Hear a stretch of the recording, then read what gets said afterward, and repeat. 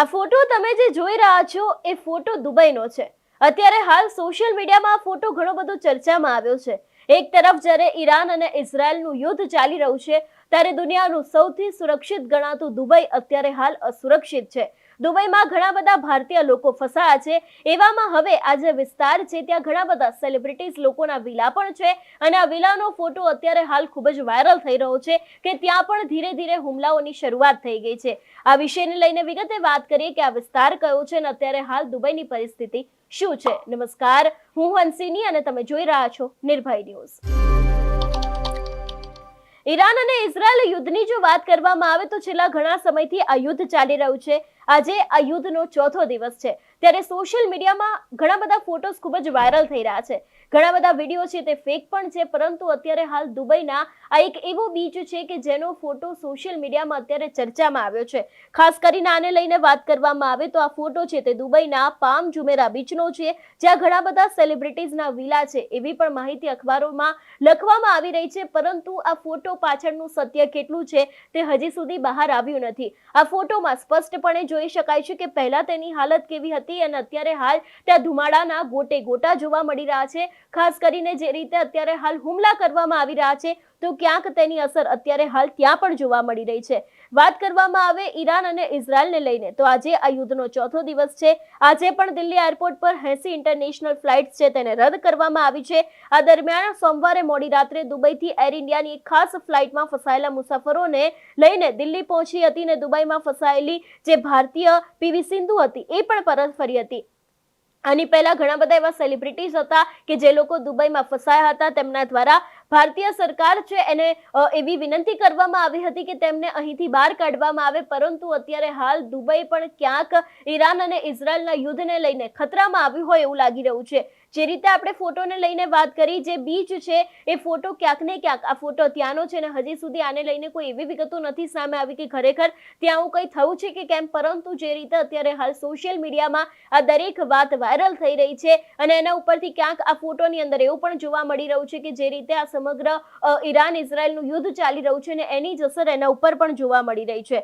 ખાસ કરીને વાત કરવામાં આવે દિલ્હી એરપોર્ટ પર 80 ઇન્ટરનેશનલ ફ્લાઇટ છે તેને પણ રદ કરી દેવામાં આવી છે અને અત્યારે હાલ જે રીતે આ સમગ્ર ઘટના સામે આવી છે, જે રીતે અત્યારે હાલ યુદ્ધ ચાલી રહ્યું છે એની ક્યાંક ને ક્યાંક સીધી અસર છે એ પણ જોવા મળી રહી છે. ખાસ કરીને વાત કરવામાં આવે કે ઈરાનમાં અચાનક ધરતી ધ્રુજી છે. ઈરાનમાં ઇઝરાયલની બોમ્બ મારા વચ્ચે ભૂકંપનો આંચકો અનુભવાયો છે. આ દરેક અપડેટ પણ સામે આવી રહી છે.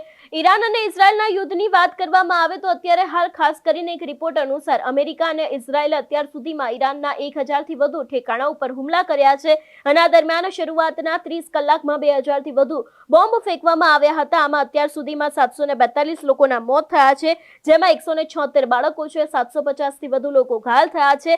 28 ફેબ્રુઆરીએ શરૂ થયેલી આ લડાઈના પહેલા દિવસે થયેલા બોમ્બમારામાં ઈરાની સુપ્રીમ લીડર છે એ પણ માર્યા ગયા હતા. આ ઉપરાંત રવિવારે 3 અમેરિકી સૈનિકો છે એ પણ માર્યા ગયા હતા. ખાસ કરીને જો આ વિષયને લઈને વાત કરવામાં આવે તો અત્યારે હાલ ઈરાનના મિનાબ શહેરમાં ગર્લ્સ સ્કૂલ પર થયેલા હુમલામાં માર્યા ગયેલી 165 છોકરીઓના જાહેર અંતિમ સંસ્કાર કરવામાં આવ્યા.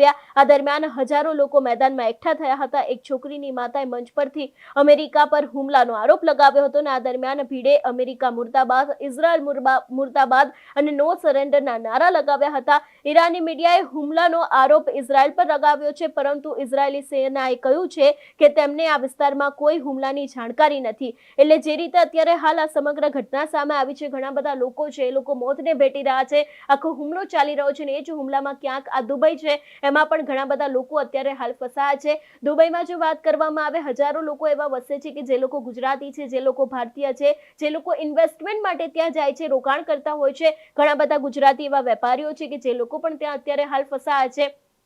એટલે ખાસ કરીને અત્યારે હાલ દુબઈને લઈને જે છેલ્લા સતત સમાચારો સામે આવી રહ્યા છે કે દુબઈ પણ ક્યાંક આ મામલામાં અસુરક્ષિત જોવા મળી રહ્યું છે અને એટલા જ માટે થઈને અત્યારે હાલ આ દુબઈનો એક ફોટો છે તે સોશિયલ મીડિયામાં ઘણો જ ચર્ચાનો વિષય બન્યો છે. જો કે આને લઈને હજી પણ સત્ય સામે નથી આવ્યું કે ખરેખર ત્યાં આવું કશું થયું છે કે કેમ, અને જો થયું છે તો ત્યાં આના કારણે કોઈ નુકસાન પહોંચ્યું છે કે કેમ તે પણ હજી વાત સામે નથી આવી. પરંતુ હવે જોવાનું રહેશે કે આ સમગ્ર મામલે સચ્ચાઈ શું છે અને હજી આની અસર દુબઈ ઉપર કેટલી રહેવાની છે. તમારું શું માનવું છે આ વિષયને લઈને અમને કમેન્ટ કરીને ચોક્કસથી જણાવજો. તેની સાથે અમારી ચેનલ નિર્ભય ન્યૂઝને લાઇક, શેર અને સબસ્ક્રાઇબ કરવાનું ભૂલશો નહીં. નમસ્કાર.